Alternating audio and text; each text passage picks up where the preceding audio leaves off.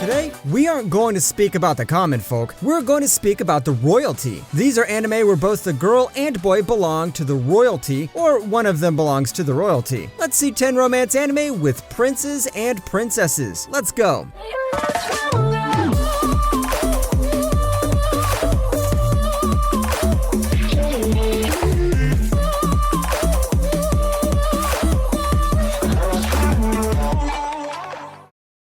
Number 10, Bibliophile Princess. エリアーナ、君に贈り物があるんだ。カイアーグ帝国水防の記録、聖堂芝。 Here we have a girl who loves to read books. And yeah, that's pretty much it. But things take a worse turn when her parents say, stop reading books and go marry somebody. Now, the guy she should marry is the crown prince of the kingdom, and his name is Christopher Selkirk Asherhold. And it is almost as if his parents were in a divorce during the naming ceremony and then decided to take it out on their son's name. Anyways, this guy with the weird name tells our girl can be his fake girlfriend so he can date another girl. ああ、とうとうその時が来たのね。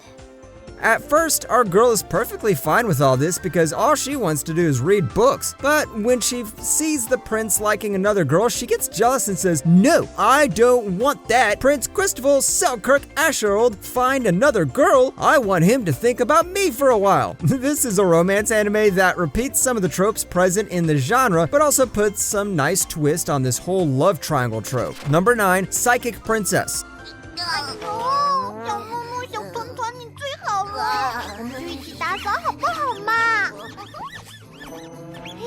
Now don't go to this romance anime expecting some Harley Quinn type female character. Psychic Princess is all about the chemistry between a stubborn princess and an emotionally numb prince who thinks he hates the girl. The story kicks off when a princess is married to a prince, but the problem is their families have bad blood, and the prince treats the princess coldly and even banishes her from the palace grounds. But soon he realizes the girl isn't as bad as he thinks. 难不成你是在偷人？你要再敢进犯，我就喊得整个王八府的人都知道。 Since this is a Chinese anime, it's best to keep the subtitles on. What's great about this anime is the characters aren't the only thing holding this show together. It's got some beautiful visuals as well as a great character design. Japanese romance anime should definitely take more notes from this one. Number 8, I'm the villainess, so I'm taming the final boss. これで二度と来なくていいだろう。帰れ。 Once I saw the title of this anime and read the premise, I definitely thought this was another cheap copy of My Next Life as a Villainess, but turns out this is a pretty great show that only has a premise similar to My Next Life as a Villainess. Here, we have a girl who has been reincarnated as a villainess in an otame game. Now, to prevent her from having a horrible ending, she has to make sure she changes some of her decisions in the game. 2ヶ月後の夜会に出ることになりまして、ぜひクロード様にエスコートをお願いしたいのです。だからってなぜ媚薬を？素直にお願いしても了解してくださらないでしょうから。 What's great about the anime is how it likes to go big from the premise itself. Here, we are introduced to more than one plot line. We have a demon king, some peace treaty between humankind and demon beasts, and even a I love you, hate you relationship. If you love all that, then give this a watch. Number 7, The World is Still Beautiful. 込みをそうならそれくらいしろっつーの。ぬるいんだよ。死んだと？誰がするかママ。かまと飛ぶんなよ。1回やろうが2回やろうが変わんねえだろ。 Is the world still beautiful? It sure will when we have sun and rain. That's pretty much the premise of this entire show. We got the Sun Kingdom that has the sun, and then we have the Rain Kingdom, which has rain. So when the Sun Kingdom desperately needs some rain, the Prince of the Kingdom thinks, cool, I'll just go marry the Princess of the Rain Kingdom. Problem solved. But it turns out the Rain Kingdom princess is more stubborn than he thought. お連れしました。追い出したり連れ戻したり、つくづく勝手なやつだな。だったら行っちまえばよかったじゃない。 Apart from having another enemies turn lovers romance, this show at its core is about a cheerful girl teaching the depressed boy how the world is still beautiful. If you go here for world building and some interesting fantasy elements, you won't find anything interesting. But if you go here for a romance between a prince and princess, then you'll find a great love story. Number 6, Memory of Chang'an. 中郎将连世英恭迎萨乌提特秦艾麦拉公主迎亲使杜公。有劳中郎将。 Here we have another forced marriage between a prince and a princess. The couple here is Princes Minghui and Li Quang, who are forced to marry in order to maintain peace between their kingdoms. But turns out the ministers don't want that. Soon, they're faced with political backstabbing, secret plots, secret assassinations, and basically all those good stuff you find in a lot of kingdom dramas.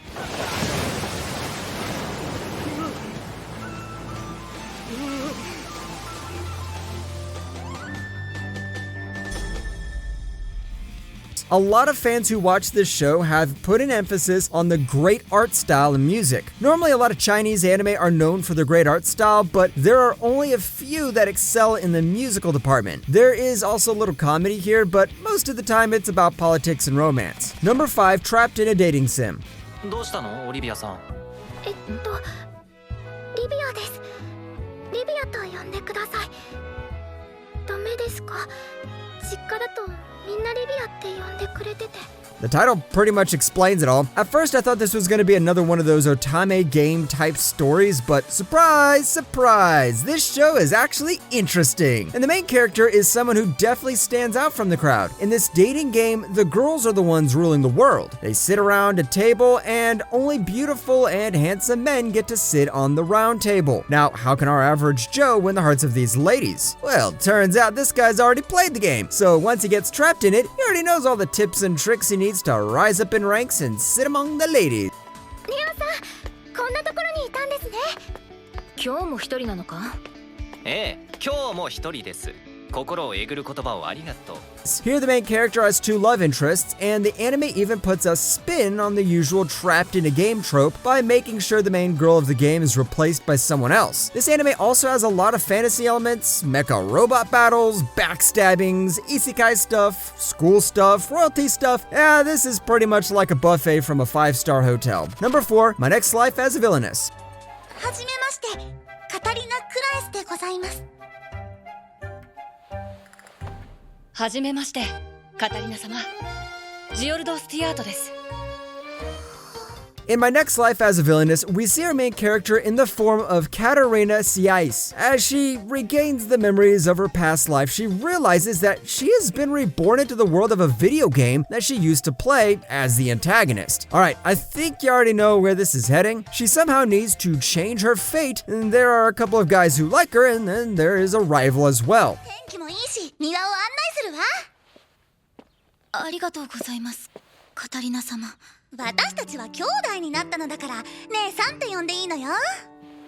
でも失礼では。 The story doesn't do anything extraordinary or interesting except for the twist in the premise, but it knows how to do some innovative comedy and give us some interesting characters. The villains here seem really boring to me, and the final boss felt like a boss you met in level 1, but in the end, this show has some great world building and characters, so give this a watch. Number 3, Snow White with Red Hair.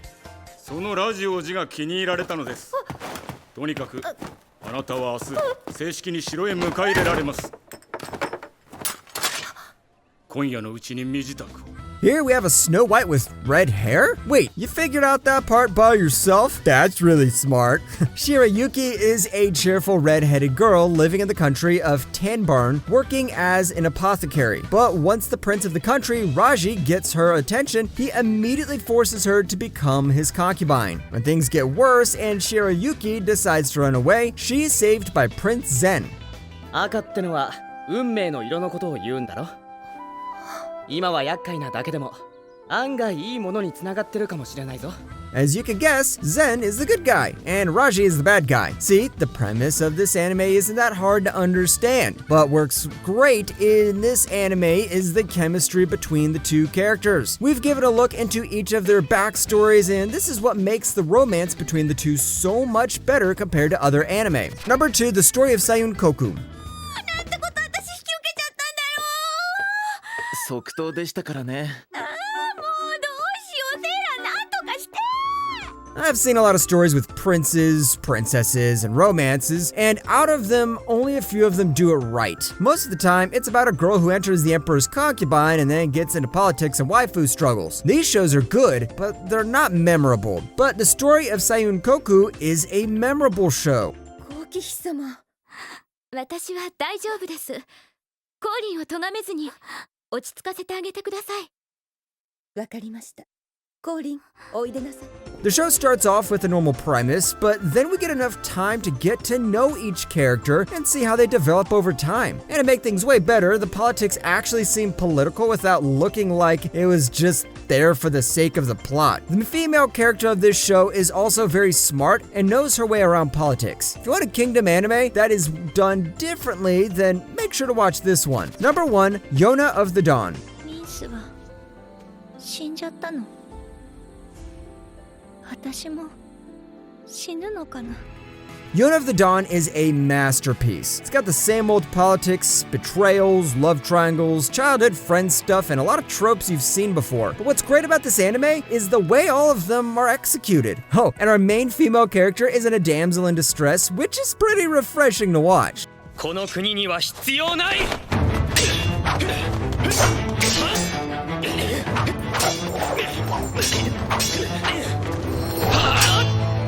The story follows Princess Yona, who, after betrayal by her own kin, is forced to escape the kingdom with his childhood friend and bodyguard Sun Hak. Sun Hak is Yeon's best friend and the more realistic one of the duo. Being raised as a princess among the luxuries, Yona has never realized the struggles of the people, and the anime shows how she develops over time. If you need a romance action story with great characters plus a great romance, then give this one a watch.